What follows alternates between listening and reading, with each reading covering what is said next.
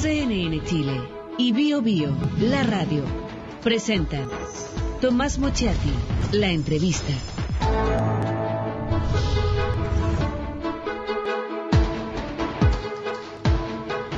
Muy buenas noches, ¿cómo está? La libertad de expresión, la libertad de información es la condición básica de toda libertad. Cuando hay un golpe de Estado, lo primero que atacan los golpistas son los medios de comunicación. Los bombardean, sucedió en Chile el 11 de septiembre de 1973, o simplemente los ocupan para empezar a transmitir lo que ellos quieren. La mordaza permanente, y por eso es un tema de discusión desde siempre. ¿Cuánta libertad hay? ¿Cuáles son los espacios? ¿Cuál es el derecho de los ciudadanos a expresarse? Y no solamente de los que trabajan en los medios, porque si no sería un privilegio de algunos. ¿Cómo está esta libertad o esta garantía en nuestra América y en nuestro país? Conversamos con Frank LaRue, es abogado, es periodista, es guatemalteco y es el relator especial de la Organización de Naciones Unidas por la Libertad de Expresión. Buenas noches, ¿cómo está? Muy buenas noches, un gusto estar en el programa.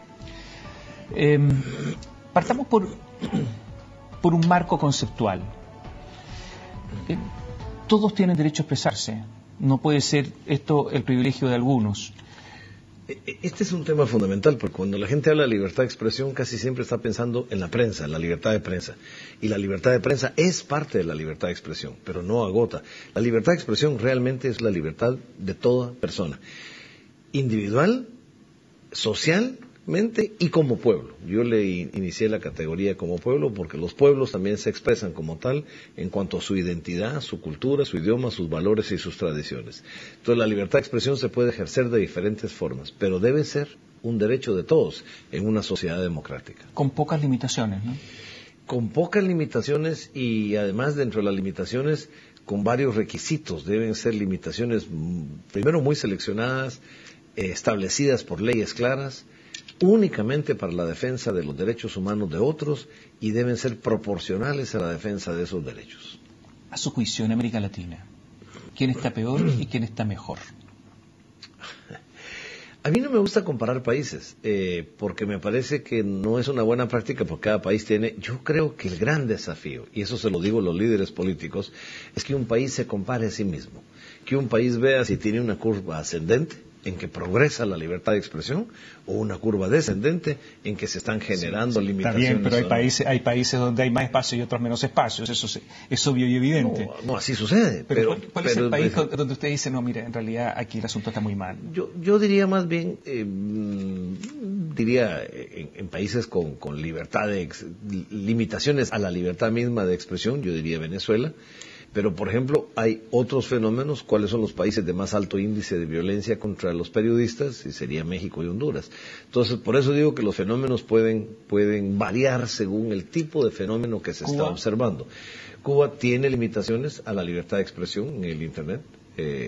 También serias. Bueno, y fundar un diario es casi muy difícil. Es bastante problemático, pero hay países donde, por ejemplo, la limitación en mi propio país, Guatemala, la categoría de radio comunitaria ni siquiera existe. Entonces, por ejemplo, los pueblos, ahí no es que se censure o se limite, pero los pueblos indígenas, somos un país netamente indígena, no tienen acceso a los medios de comunicación. ¿Cuál es el país donde más se respeta la libertad, esta libertad de información?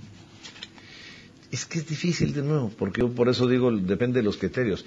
Yo diría que hay lugares donde, claro, hay políticas editoriales de mucha apertura, pero hay poco acceso a las nuevas tecnologías. Pero eso es también en sí mismo una limitación a la libertad de expresión. ¿Por ejemplo, en qué país?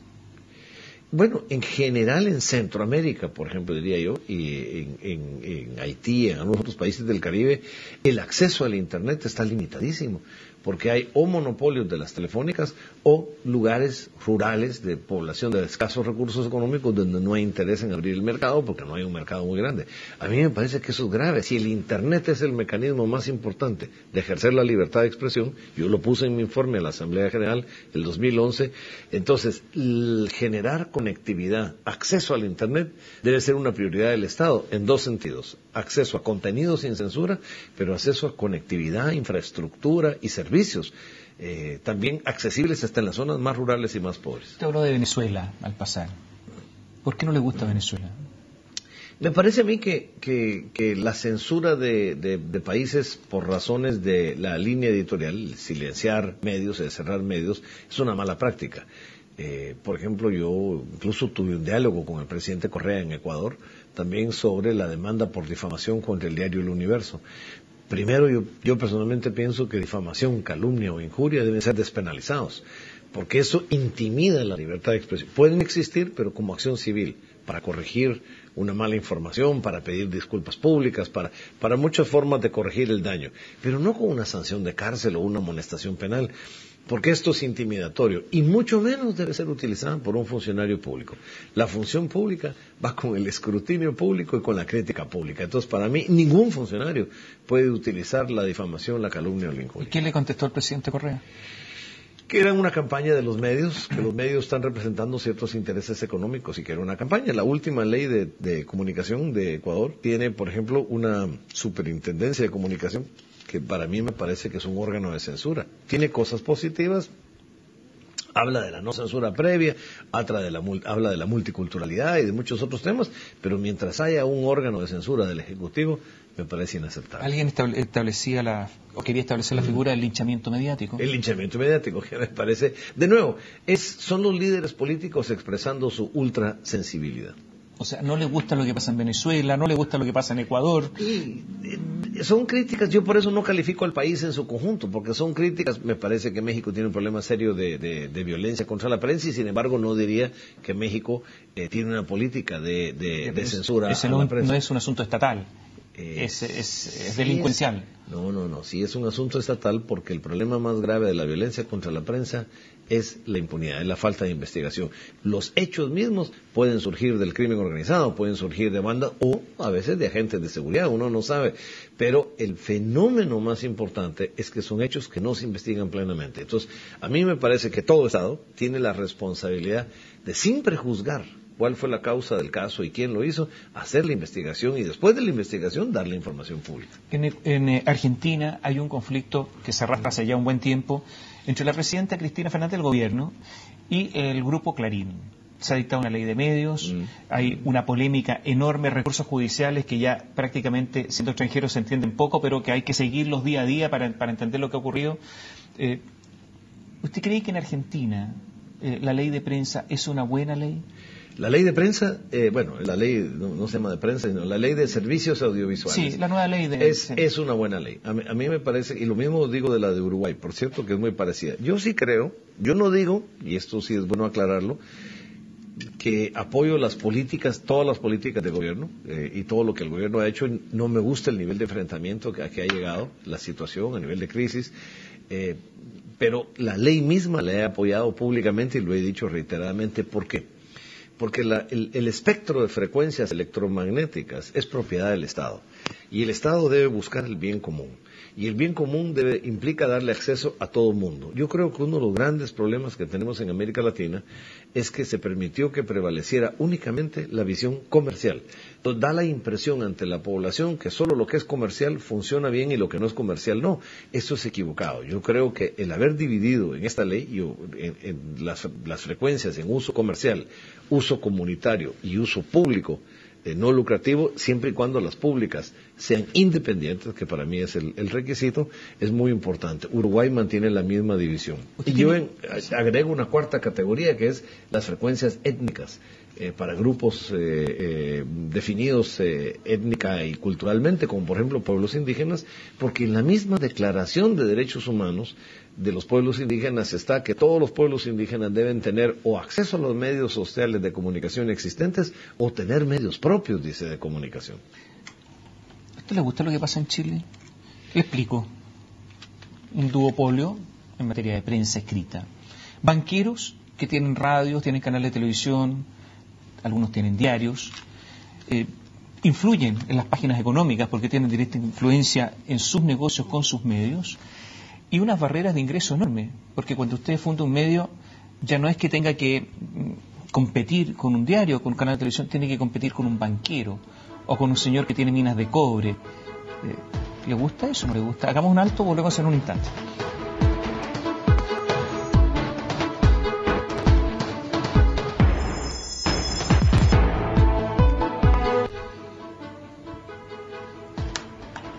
Frank LaRue, relator especial de la ONU por la libertad de expresión, nos acompaña esta noche. La pregunta quedó pendiente: ¿si le gusta cómo está Chile? Bueno, no puedo calificar a Chile porque esta no es una visita oficial y no me gusta hacer estas calificaciones generales de países. Yo puedo hacer algunas menciones de temas de principios. Por ejemplo, me parece muy importante que se regule de una forma amplia el tema de las radios comunitarias.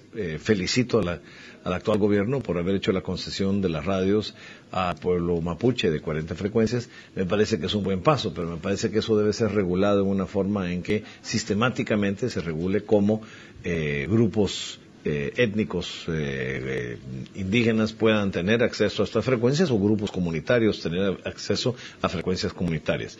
Este tipo de regulación que democratice los medios es muy importante. ¿Qué le gusta que una persona tenga en la misma zona canales de televisión, radio, diario? Yo creo que no. De hecho, yo le digo a todo el mundo que desde Estados Unidos, que es el país que tiene la primera enmienda y tal vez la legislación sobre libertad de expresión más avanzada, sin embargo, la Comisión Federal de Comunicaciones prohíbe, por ejemplo, que quien tenga un canal de televisión en una ciudad pueda tener al mismo tiempo un diario escrito. Ellos son muy particulares en su legislación antimonopólica, porque la idea en la libertad de expresión es garantizar de que esto, además de que es un derecho de los comunicadores sociales, también es un derecho de la sociedad a estar informado con diversidad de medios y pluralismo de ideas. Porque en el fondo estamos hablando de la libertad de pensamiento. Entonces los grandes conglomerados de información o los monopolios son un atentado a esa libertad de pensamiento. ¿En Estados Unidos un banquero puede tener un canal de televisión? No se le permite a un banquero, salvo algunas excepciones y en forma muy minoritaria, pero la idea es de que quien detenta el poder económico fuerte, como son los bancos, no debe al mismo tiempo detentar el poder de la comunicación. ¿Le gusta esa normativa norteamericana? A mí me parece absolutamente genial la normativa. O sea, ¿no le gusta lo que pasa en Chile? Pues concluyo, ¿no? No estoy tan informado de lo que pasa en Chile, yo pero se lo explico, eso pasa. Yo sí soy partidario de que hay que separar al poder económico del poder de la comunicación. Hay que separar los medios de comunicación, que no existan monopolios o grandes conglomerados, que un periódico no sea dueño de cadenas de radio o de televisión, sino esta es la diversidad de que un país democrático debe tener. Y voy más lejos. Es importante definir en los medios de comunicación la identidad de los propietarios. Este es un tema que yo sé que a nadie le gusta en ningún país del mundo, pero no se puede esconder. ¿Quiénes son los dueños? Con nombre y apellido. Con nombre y apellido. No nos podemos esconder en las figuras de sociedad anónima u otras figuras corporativas, porque en el fondo los medios de comunicación tienen que ver, como dije, con el derecho social de estar informado, pero también con la identidad de un país. Por ejemplo, una de las cosas que me parece positiva de la ley de Argentina y de Uruguay es que limitan el porcentaje de contenidos de fabricación extranjera. Digamos, un porcentaje, a mi parecer el principio genérico por lo menos debería de ser que un 50% del contenido de la programación sea de contenido nacional. Igual que en la propiedad, los propietarios extranjeros en ningún caso pasen del 49%, digamos. O sea, que no siempre puede haber radios con capitales extranjeros en su mayoría. Ni canales de televisión, Así ni es. nada. Y esto es parte de la defensa de la cultura nacional, porque es que un pueblo tiene su cultura, su identidad, y sus valores y tradiciones, y ningún pueblo puede conceder y ceder eso a intereses corporativos. Entonces, yo creo que es importante que todo pueblo defienda su cultura y sus tradiciones. En Chile hay secretos. Por ejemplo, la Comisión Balich estableció secretos por 50 años. Porque, claro, uno puede tener mucha libertad, pero si no tiene acceso a la información, ¿cómo informa? ¿Qué le parece esa norma? Bueno, mi próximo informe a la Asamblea General, para ser presentado exactamente el 25 de octubre próximo, va a ser sobre el derecho de acceso a información pública que nos haga conocer la verdad de las violaciones a los derechos humanos, que conocemos como el derecho a la verdad. Esto es viejo, no estoy inventando algo nuevo, viene del sistema interamericano, empezó con las desapariciones y la guerra sucia, las atrocidades que los regímenes militares y después la transición a sociedades democráticas. Pero yo termino la vuelta porque en los principios contra la impunidad, que establece Naciones Unidas, que hizo Diane Orlinger, la experta sobre eso, dice: la verdad es la primera forma de derrumbar la impunidad, haya o no un proceso penal. Y por último, la Corte Interamericana en la masacre del Mozote y otras, en El Salvador y otras, establece una jurisprudencia de que aunque no haya acción penal o la acción penal haya prescrito o haya una amnistía, por ejemplo, la información sigue siendo un derecho. El pueblo tiene derecho a saber la verdad. Entonces, para mí, desde el mandato mío, que es también acceso a la información pública, la información relacionada con violaciones a los derechos humanos debe ser una información privilegiada, porque es la muestra de una sociedad profundamente democrática que está dispuesta a enmendar el pasado, por un lado. Segundo, es la reparación moral y la reparación psicoemocional de las víctimas y de sus familiares, y en tercer lugar es el derecho de un pueblo a escribir su historia. O sea, y solo el pueblo que escribe su historia va a poder definir su futuro libremente. O sea, en esta parte la ley Valech, ¿es una ley contraria al derecho internacional? Absolutamente, aún más yo diría que es la defensa de la impunidad. Mantener silencio por 50 años es mantener impunidad por 50 años, siguiendo el principio de que la verdad es el primer paso para romper la impunidad. A mí me parece absolutamente inconcebible que hayan pasado una ley de esa naturaleza. Hacemos un alto, volvemos con... Nos queda poco tiempo. Pregunta y respuesta rápida.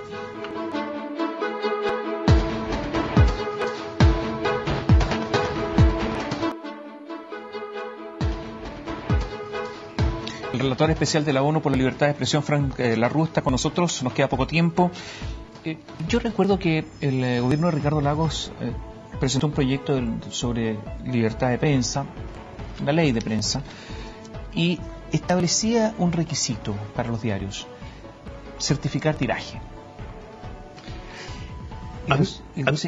¿Sí? Y resulta que se opusieron, absolutamente. Claro. No quisieron. Claro. En Europa sí se certifica tiraje en muchísimos diarios. ¿Y qué pasa? Que resulta que uno no sabe y dicen, tiramos tanto, imprimimos tantos ejemplares. No es verdad. Absolutamente no es verdad. Y entonces se produce una distorsión del mercado publicitario que es fundamental para que los medios tengan recursos y poder sobrevivir. Y además puede ser que impriman ese número de ejemplares, pero eso no garantiza que los puedan distribuir, o por lo menos distribuir eficientemente. Yo creo que el periodismo debe ser una profesión sin limitaciones. Yo creo que los medios no deben estar limitados a un tiraje, igual que las y los... No es limitación, sino certificar. Certificar, por eso. ¿Cuántos hubo? Pero no hay necesidad de establecer esa condición y ese requisito, pienso yo. Igual que las y los periodistas, yo creo en el profesionalismo, creo en el estudio, pero en ningún país del mundo, y la Corte Interamericana tiene una resolución al respecto, creo que no se puede poner ni la titulación profesional, ni la colegiación profesional, ni el registro ante autoridades de Estado como condiciones para practicar el periodismo. El periodismo debe ser la profesión más libre que exista para poder ser eficiente en informar a la población. ¿Y los periodistas en sí, cómo deben ser para ser libres? ¿Qué tienen que hacer en su vida profesional para no establecer vínculos, relaciones, compromisos que finalmente influyan fundamentalmente en su ejercicio profesional? Yo creo que hay primero un nuevo desafío, y especialmente con el manejo del Internet y el uso del Internet como medio alternativo también de periodismo. Todos los medios tienen ahora una versión en línea. Hay un nuevo desafío de la ética periodística. Yo creo que es importante redefinir esta vocación periodística, que implica la vocación de informar más que el tener un negocio informativo, a pesar de que pueda ser comercial, pero la vocación de informar y informar bien y ser lo más objetivo. Lo segundo, yo sí creo que implica el no aceptar compromiso. Las tentaciones del mundo de hoy son enormes. El crimen organizado para América Latina, el narcotráfico, maneja cantidades enormes de dinero. Entonces es muy fácil dejarse cooptar. O el mal manejo de la pauta oficial, de la comunicación oficial. Todos estos son elementos muy tentadores. Entonces yo sí soy partidario de que tanto las y los periodistas como quienes dirigen los medios de comunicación social deben mantener una posición de absoluta independencia. No aceptar regalos, no aceptar prebendas, no buscar favores con partidos políticos, sino tratar de mantener una visión objetiva y ecuánime de la situación del país para hacer bien su análisis e informar correctamente a la población. Los medios debieran indicar claramente si apoyan a un candidato, por ejemplo, yo estoy con tal candidato, sí que es así. Los medios deberían de hacerlo. Incluso es válido que un partido político tenga un periódico, por ejemplo, es legítimo. Bueno, pero que sí. En Chile eso existe. Pero claro, y es absolutamente normal, pero se identifica como tal. Así como un sindicato puede tener un periódico, como cualquier asociación. Sí, lo importante es que sea transparente, que si son de un medio político lo digan, o si apoyan a un candidato también lo expresen. Yo no veo problema con eso. El problema es tratar de engañar y disimular estas cosas. ¿Y se disimula mucho? Se disimula mucho. Yo creo que hay muchas opciones políticas que se quieren mantener a veces escondidas. ¿Qué le parecen las cadenas nacionales? Chávez, por ejemplo, hablaba no sé cuántas horas. Yo creo que hay legitimidad en cadenas nacionales cuando un presidente o un jefe de Estado tiene necesidad de informar a su población de un desastre natural o de una campaña de vacunación o de una movilización o de algo urgente. Creo que puede haber un abuso en cuanto a establecerse. Creo que un presidente puede tener un programa semanal de comunicación con su país a través de un medio comercial, no le veo problema. Pero lo que no debe obligarlos a todos. Pero lo que no debe hacerse es obligar a todos sistemáticamente a ceder sus espacios, porque eso en el fondo es publicidad gratuita para gente que está en el poder y que probablemente quiere ir a la reelección y volverse a consolidar en el poder. Estaremos atentos sobre el informe sobre Chile, ¿eh? Bueno, cuando me invite Chile, yo no he venido oficialmente, pero por ejemplo, le he dicho a mucha gente, me gustaría recibir una invitación del Estado chileno para hacer una visita oficial a este país. ¿Y por qué no se lo han hecho? ¿Qué cree usted? No sé, habría ¿Sospecha? que preguntarles a eso. No sé, tal vez no les ha ocurrido. ¿Ah, sí? ¿Y por qué no lo sugiere? Lo puedo sugerir, puede ser incluso una visita particular para ver algunos temas específicos. Ahora que se habla de las radios comunitarias y la comunicación, las nuevas telecomunicaciones, podría ser un tema importante, en lugar de ser una visita general, hacer una visita específica sobre eso, o sobre el tema del Internet, la conectividad del Internet y hasta qué sectores de población llega, hasta qué sectores del territorio abarca. Muchas gracias. Gracias por estar con nosotros. Gracias por esta invitación. Gracias. Buenas noches. Frank Larroux es abogado, periodista guatemalteco, relator especial de la ONU para la libertad de expresión, que nos acompañó esta noche. Buenas noches. Gracias.